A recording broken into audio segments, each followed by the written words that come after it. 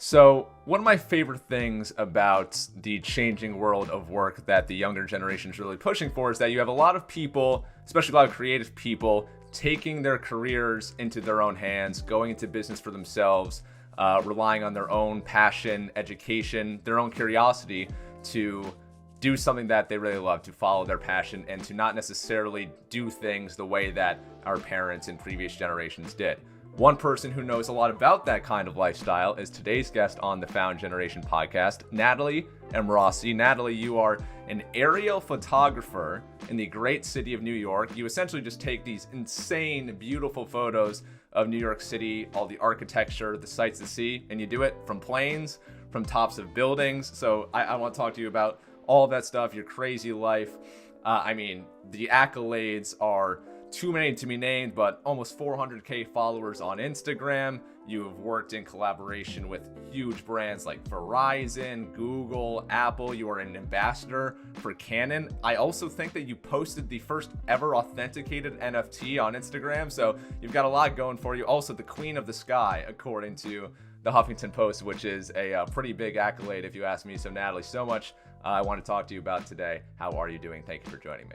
I'm great. Thanks for having me. This is exciting. I don't normally do podcasts, but this is fun. I know. It's usually our mutual friend, Peter Rosenberg. He does a lot of these. So this is very cool. Shout out to Peter for helping arrange this.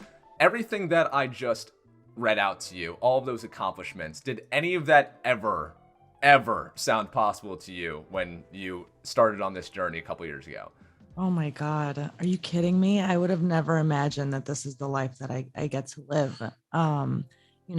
My parents, I'm a first generation immigrant to this country. So the thought of being like a freelancer, anything was just never in my mind ever, growing up as a kid. So doing this, being an artist, being a creator, I'm definitely truly grateful and lucky. So you made the jump from your 9-to-5 job in the finance world in New York City, about 2014-15 range, to become a full-time photographer. Why did you decide to make that jump? Oh man. This was before social media really was what it is today.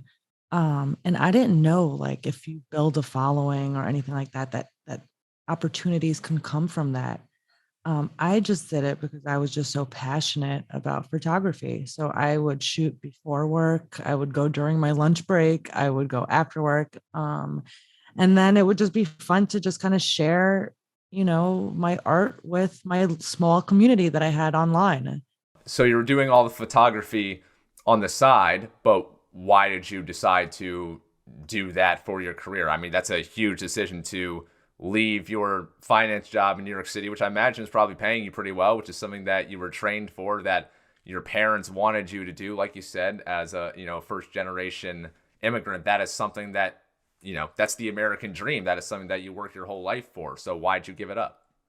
Absolutely. Yeah, no, it was definitely something that I didn't expect on doing. And the reason is because I found myself constantly thinking about my photography work. And, there was a point where I was working with brands as I was still working during at my finance job. And while I was working with these brands, it kind of hit me like, wait, can I do this full time? And it's one brand in particular, Jaguar, that I got to work with, that they like really changed my life. They would give me a new car every weekend to photograph. And one weekend in particular, I was out all night on a Sunday night shooting it, and got home 5 a.m, showered, got ready for work, went to the office. And I was so mad at myself that morning while I was at my finance job. Like, I was just like, why didn't I bring my camera to work so I could look over these pictures? Like, these pictures were crazy. Like, I got to look at these pictures. And that moment of feeling so upset that I couldn't even look through what I captured the night before, it made me realize like that place wasn't where I belonged. And then and there, I resigned from my job. On the spot. On the spot. I remember telling one of my close work friends like, hey, Christine, I think I'm gonna quit. And she's like, Natalie, you haven't slept. Like, why don't you sit back down, go home, sleep it off. And if you feel this way tomorrow, then, then go for it. So I was like, you know what? You're right.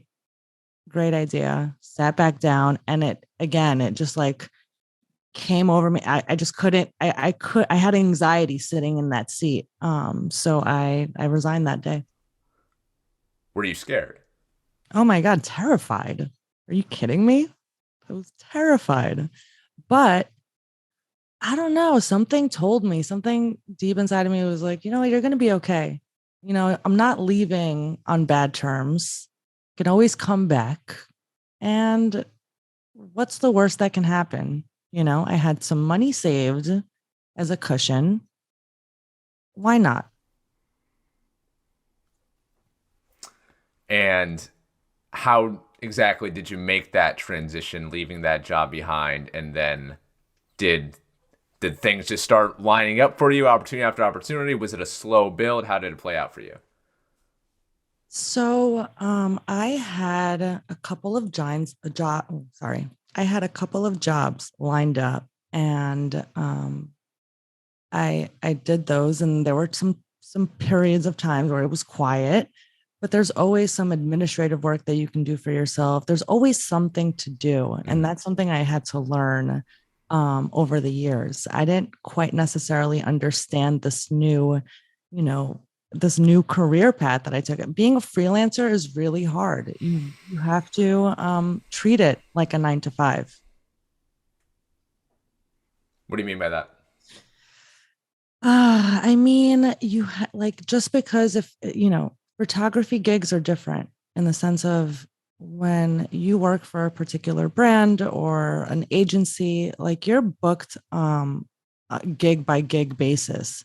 So one week you can be really busy and the following week you are not, right? It really depends on what brands and deals you book for that time period, right? And when it's not busy, it's important to really still build on your Mm. own personal brand. And how did you go about doing that? Oh, how did I go about doing that? I'm still learning to this day. No, but on a serious note, I think it takes time for you to like kind of figure out your own routine, what makes the most sense for you. For me, it's a lot of like networking events. So I had to take that into accountability and make sure I'm at these places where people can actually hire me and meet me and introduce me to new potential clients. It's a nonstop hustle. And yeah, and it's reaching out to certain clients via email, making your own marketing decks, making your own social media, campaigns, and working with other artists to build and grow your brand. So around that time when you first made that transition, 14, 15, I mean, that's when Instagram is really starting to blow up. I would say that's when Instagram is, we're Twitter, Snapchat, Instagram, and that at that time were really big. Instagram was starting to take that next step into what it is now, and I would say it's there's more users on Twitter, but I'd say there's much more. I'd say younger people, especially, and are perusing Instagram. So, how did you use Instagram to your advantage early on? Absolutely. So, Instagram was just an app on your phone. Yeah. Back when apps were just starting to really build up, you'd have an app for anything, right? And this was just a completely new platform. And this was before the term influencers was even a thing. Like, I never considered myself being a quote unquote influencer, but I am a photographer who has influence, right? I think there's a big difference. I feel like now the younger generation, they're looking to be influencers, not really having a specific skill set for something else. Don't get me wrong, that being an influencer is an art form in itself. It's not an easy job. I have a lot of friends who, promote certain places and do certain things and have a whole like routine to be an influencer. But for me personally, like, I always wanted photography to be first. I didn't really want to be like a slave to the numbers. I didn't want to Mm. be a slave to the algorithm and to what the platform wanted me to do. How did you first come to get into the business of taking these aerial photos of New York City? Man, aerials, I the first helicopter ride I've been on was back in 2014, back when I was still working at JP Morgan. I would do a lot of like urban exploration, and I would go to different rooftops and different vantage points in the city to kind of get new and unique shots. One day, this helicopter company reached out to me and they said, "Hey, we love your work. Do you want to fly in a helicopter with us?" And I was like, "Hell yeah, like let's do this. Like, why not?" Um, Mind you, it was January right after a snowstorm. It was so cold. But it was such a wonderful experience, and something that changed my life, and definitely is a passion of mine. So that's how that whole era started. And ever since I had my first flight, we built a relationship. I'd fly with them all the time, and I build relationships with, helicopter companies all over the country. Was that scary the first time that you did that? Um, it's always scary. Like you always get butterflies in your stomach when you're about to take off, because think about it. You're like in this little machine and it's so windy out. The doors are off. Like Yeah. we take the helicopter doors off. So that wind is really smacking you in the face. And yeah, no, it's scary. But I find that if you're like focused on something else while you're afraid of to do that initial thing, like the fear kind of like melts away. So when I have a camera in my hand and I know that I want to get a certain shot, I don't think about the fear. I'll get out of the helicopter while it's in the air, like strapped in. I'm strapped in, but I'll focus on getting that shot. Wow. So how do you go about choosing what you're going to shoot? I think when it comes to aerial photography, like I've flown in New York so many times. I've flown, you know, uh, I've tried so many new different techniques and stuff. But I think that evolves within time. A new building is up, or you realize if you shoot with a certain focal length of a camera, like you can really get a diverse, different, unique looking shot. And I think that builds within time. Have you ever been in real danger before doing this? Oh man, I don't like talking about this, but but yeah, I have actually.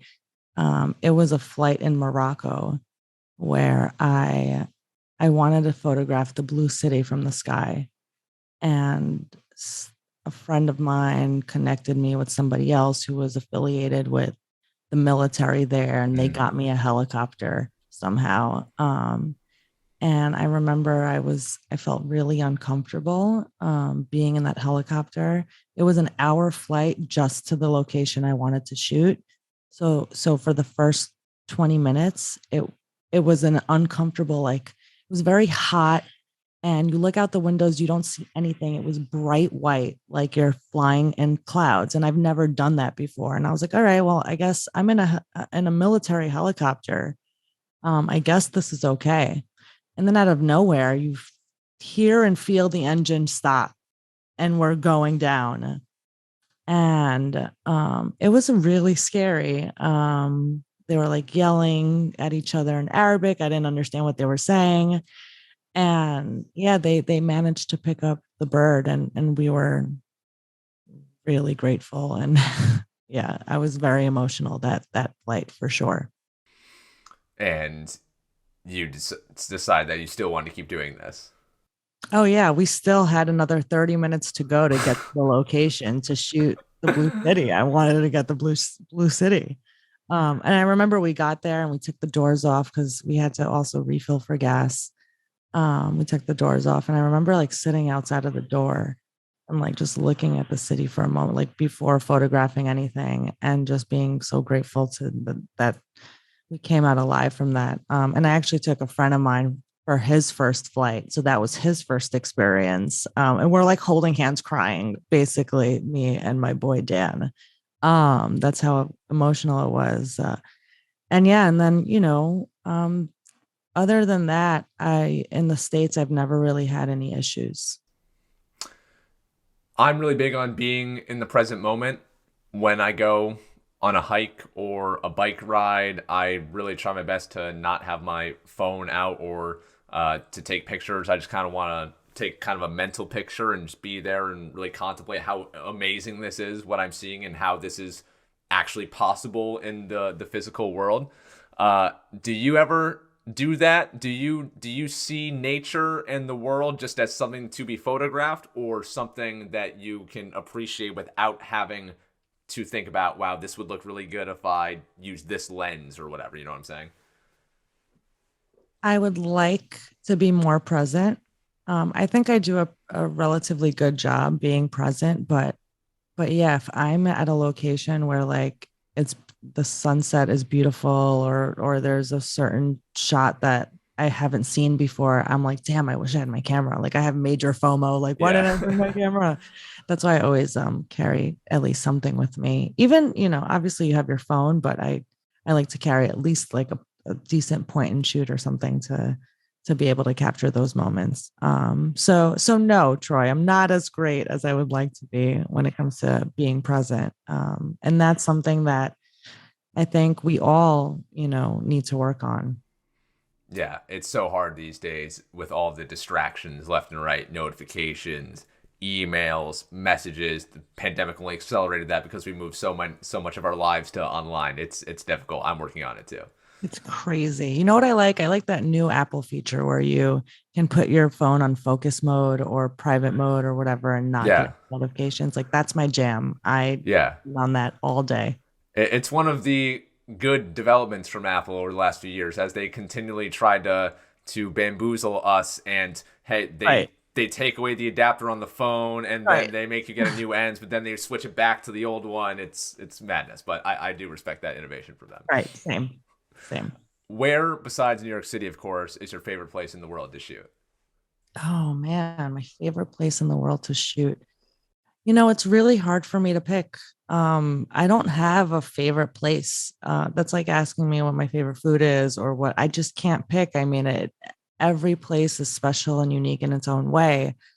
For me, what makes an experience like beautiful is the people that you're surrounded by, right? For an example, I went to Bhutan, which is like one of the most remote locations in the world. It's very hard to travel there.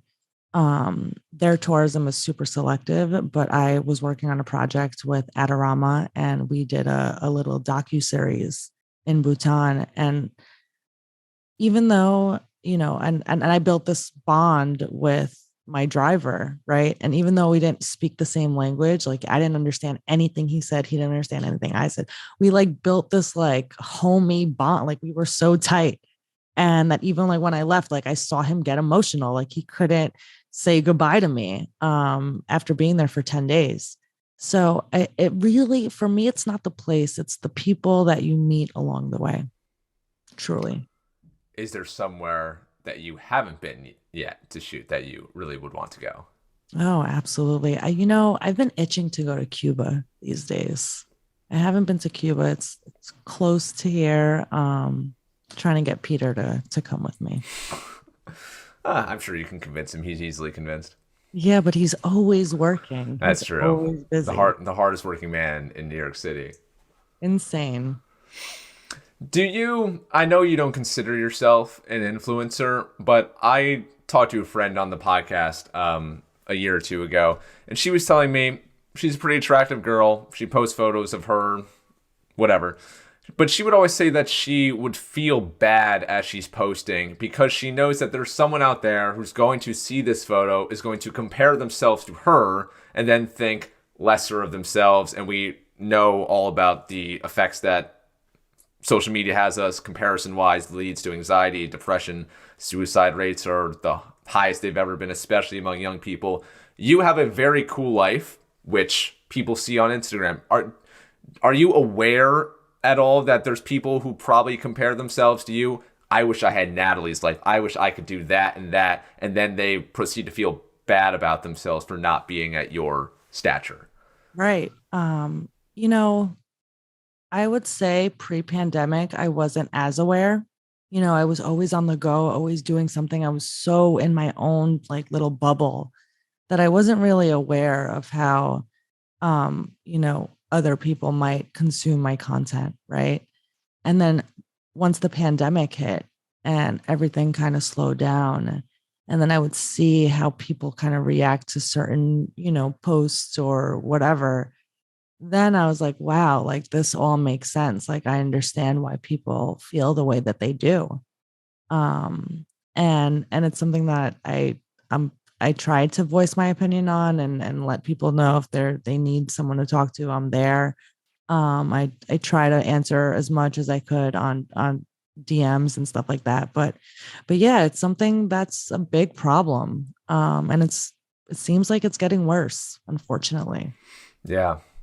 How much do you create versus consume? And when I say consume, I mean just kind of like scroll mindlessly on Instagram, look at other people's photos. Do you compare yourself and your skills to other people that you follow? Yeah, so I definitely realized like during the pandemic that I would do that. And then I was like, you know what? I can't be on my phone. And now I just kind of try to leave my phone in the other room or whatever. I Nice. feel like it's such a like you don't even think about it and you grab your phone and just scroll endlessly. And it's just for me personally, like I don't want to be that person. Mm. And now, with like NFTs and all that, I find myself on Twitter a lot. And I've never, on Instagram, at least like I would scroll and then I'd kind of get over it and then put it away. Now on Twitter, it's like you're consuming so much of so many opinions and so many Yeah. things. And it's just it's a crazy, crazy world for sure. How did you first get into the Web3 world? How and when? Um, During the pandemic, like about a year and a half ago, maybe a little less than that, I learned through Twitter about NFTs, and it was just such an interesting concept to me. I at first I didn't understand it. I was like, wait, people are buying what? Like, I just don't like why? Why are they spending thousands of dollars? And then after doing more research and getting more involved, I was like, wow, this is actually revolutionary. Like this technology is pretty amazing. So once you came to that realization, what did you think that that meant for your future? So the photography community wasn't really present in the early days of NFT. It was mostly like digital art, right? Like illustrations and things of that nature. And together as a community, we're like, yo, photographies need to be NFT, like our NFTs too. Like we can make money selling our work as NFTs. And as a collective, we kind of pushed for each other. And now we have a voice within the space. And it's been such a lovely ride. It's been, just another outlet of for an artist to actually make a living with their art.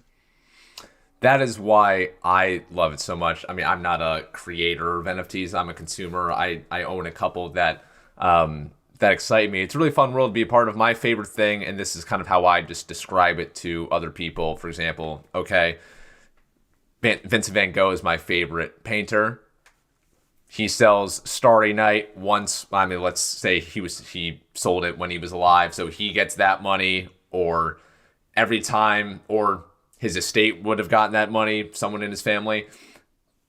But beyond that, all the resales and resales and resales of Starry Night, Vincent Van Gogh's estate isn't seeing a penny of that. With NFTs, the original creator writes into the smart contract, hey, I'm getting 10% of this NFT every time it is resold. So it can change hands 100 times. You will still get 10% of that sale every time, which is, like you said, revolutionary because the artist can benefit off that. The original artist can benefit off that in perpetuity. Yeah, absolutely. And not only that, it also motivates the artists to continue doing what they're doing. And you every time you get a new collector, it's like you add a new teammate to your roster and you're like, all right, like what else can we accomplish together? Like they want you to succeed. They own your art. They want your art to be the most valuable it can be, right? So they're your supporters and they reshare your work and tell their friends about you and all that good stuff. So I love that community aspect of NFTs. What do you think are the most important aspects to a successful NFT project? I ask because like a TikTok account or like a podcast, a YouTube channel, it's so easy to put out into the world. It's very cheap, free. Technology is easy to do. You just hit a couple buttons and boom, it's out to the world. Because it's so easy, there's a lot of stuff out there, which means there's also a lot of not great stuff out there. Similar to NFTs, all of the Gary Vee, who I'm sure you know, he's big in the NFT world, the business world. He says that 95% of the projects out there right now are probably going to go to zero in a couple of years. So what do you think are the most important aspects to having a successful NFT project? I think you need to do research on who's actually releasing the NFT and see that they're actually about this art life, and aren't just dropping a project, making their quick buck and leaving. You really want to make sure that the project has a good community around it, because with community, it becomes more valuable, right? The project is based on who is a part of their community. So I think those two are really important if you're trying to get into the space. You've mentioned that word a bunch today, community, whether it's your own community of your own fans, the photographer community, or the NFT community. What do you think makes a successful community? It's not about the quantity, it's the quality. And I know how that sounds, but it's true. You can have 1 million followers and drop an NFT and no one will buy it, right? You could have 100 followers and drop an NFT and people will buy it. And that's because you're engaging with your community, with your supporters, and you're really building a relationship with them, with the people who want to see you succeed in that space. Do you again find yourself, because you need to engage with your community, do you find yourself spending too much time online as opposed to real life? Absolutely. So yeah, that's why I learned a lot about myself during the pandemic. Didn't we all? Yeah. When you're trapped at home, obviously you're gonna migrate towards the internet and all that good stuff. So yeah, I definitely caught myself being on Twitter more than I should. And it's about finding that balance, finding that sweet spot where it's like, all right, you participated, you're engaging, and now you can move on and do the next thing. Just a couple more minutes here. Thank you so much for your time. I appreciate it. I know you're a busy woman as the queen of the sky. What projects, is there anything out there that you want to accomplish that you haven't yet? I want to have my own gallery show one of these days. I've been approached by a few people to do that, but I never really had the time to focus on it. And that's something that I should be working on in the near future. And then lastly, if you could give advice to anyone who was in the position that you found yourself in 2014, 15, is, at their day job, isn't too satisfied with it, finds themselves daydreaming of a different life for themselves, a different career, a totally different lifestyle, what would you say to that person who is weighing that decision? I would say that if you're truly passionate about something, if you want something so bad, then just go for it. Do it. Obviously, be smart. Make sure you're prepared. Make sure you have the essential needs the things that you need in order to accomplish your goals. But do it. Don't be afraid. If the more passionate you are about something, like, how are you going to fail? There's no way you're going to fail. So I don't know if that was good. I got a little choked up there. But yeah, I do mean that. That is perfect advice, Natalie. Thank you so much for being here, for your contributions to the world. Keep crushing it out here. I know your journey's only just begun, really. I mean, you've got many more years to do this and to make a meaningful contribution to the world with your art. So, Natalie, thank you so much for being here, and I look forward to following you on Instagram. You are my favorite IG follow now, so I look forward to that. Thanks, Troy. Appreciate you.